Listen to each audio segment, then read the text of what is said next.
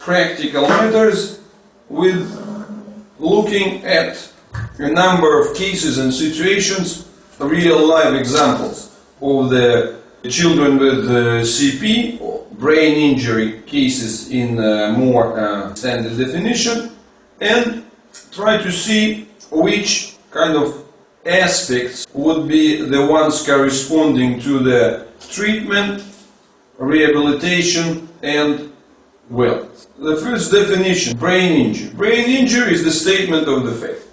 And obviously at this stage there is no treatments, no cures and so on for the brain injury itself, and in no way wellness attempts to do anything about brain injury as such. That has to be clear. But at the same time, in parallel, or as the next clarification of the brain injury thing, there is a definition of the cerebral palsy. Cerebral palsy is, by definition, it is a disorder of posture and movement.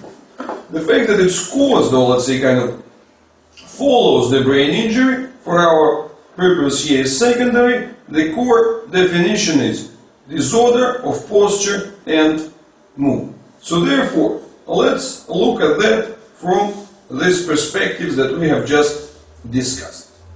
So the first thing is try to understand where are the true, what do we have as the final disorder of posture and movement. For instance, this is obviously a seriously affected child, right? And when one looks at him, there would be different ways of interpreting the situation. So if we are to talk about the classic view, right? The classic view, the areas which demonstrate the most pronounced limitations of movement, they would be the area of the elbow, well, to a certain extent the shoulder with the pectoral, extended pectoral group tightness, right?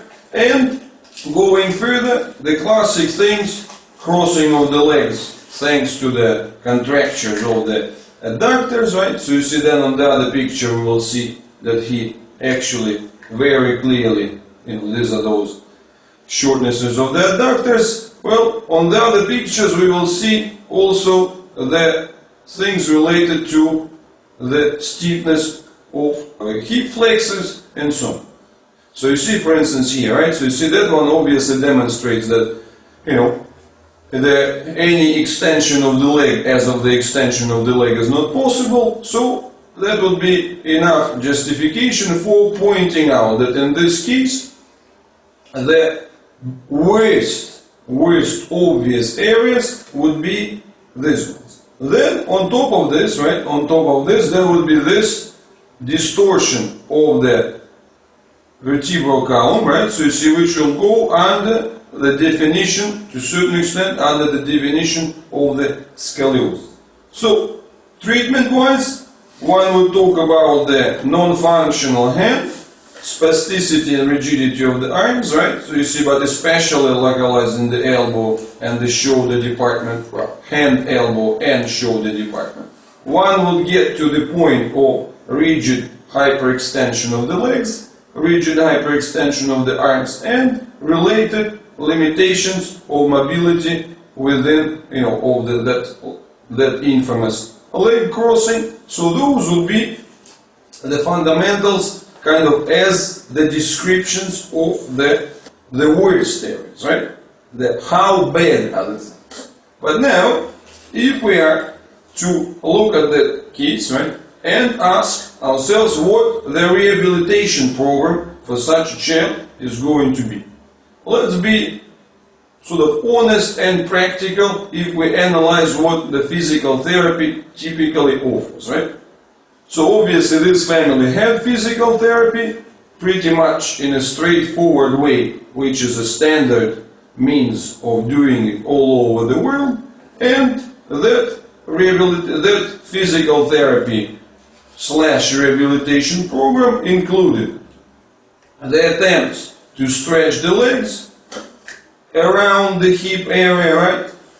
Then the attempts to stretch the knee, then the attempts to mobilize the ankle, and afterwards also the suggestion of putting this child into some sort of a cast to keep the legs to spread the legs in order to sort of prevent, in inverted comma, the further deterioration of the position of the leg and the pelvis. This child has obviously been offered the AFOs, and then, they have been already, before they came to us, they've done several rounds of the Botox injections in the adductors and into the hamstrings area, right? So here is the hamstring area, obviously the shortness. So, of course, that physical program, right, that physical program included the movements,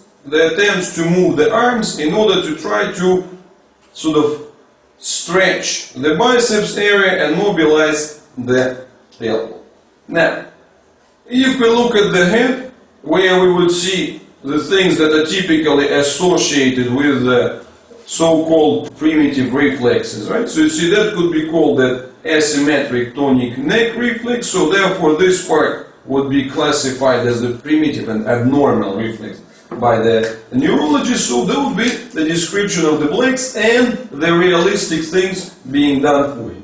So now if we look further, right, what's on offer considering this twist of the back? So at that stage he is too young and has too much of the potential for growth in order to, let's say, insert any sort of rod into him. So there was an offer of insertion of putting him into the corset, but obviously, for the child in such a condition, with such a pronounced rigidity, getting the corset of any type is not an easy task. So you see he is profoundly uncomfortable. Therefore, well, what happens? Nothing has been done in that department, simply for the fact that the cost and the involvement of the treatment, getting back to this lesser evil thing. So they are too much, too hard, and so. So therefore, getting back to this picture, the reality is that even this severe chair, throughout the prism of the filter of observation which is provided by medical and rehabilitation profession, is going to be seen mostly via the lens of the assessment of the evaluation of the legs and evaluation of the arms. Actually, frankly speaking, there is not much to offer about the head. Well, maybe there could be some enthusiasts, who would be trying to make some sort of manipulations on him in order to try to reposition the head, but fortunately nothing like this has been done. But anyway, my point here is very straightforward. We look at this child and ask a very simple question. Yes, there are the arms, yes, there are the legs, but how about the rest of his body? How about the rest of him? Is the rest of the body, in which, let's say, for instance, the abdominal area, does it really, even though there are no specific pathologies, right, no specific abnormalities as such, well, does the one correspond being the same as the one of the healthy individual? Obviously not, right? Then if we ask the other question, well, let's think about it in a different modality. How could these fundamental parts, the other parts of the body map, which are outside of the worst, right? Even if we assume that these are the worst areas, so the next line of reasoning would be quite straightforward. That actually the other areas are far from, even intuitively, it's clear that the other areas are very much far from the perfect condition. So, therefore, the natural question asked by wellness, well, are there the reserves for improvement in the other areas, which might not be exactly black, if we look, for instance, at the chest, or if we look at the abdominal level. So you see, if we look at the neck,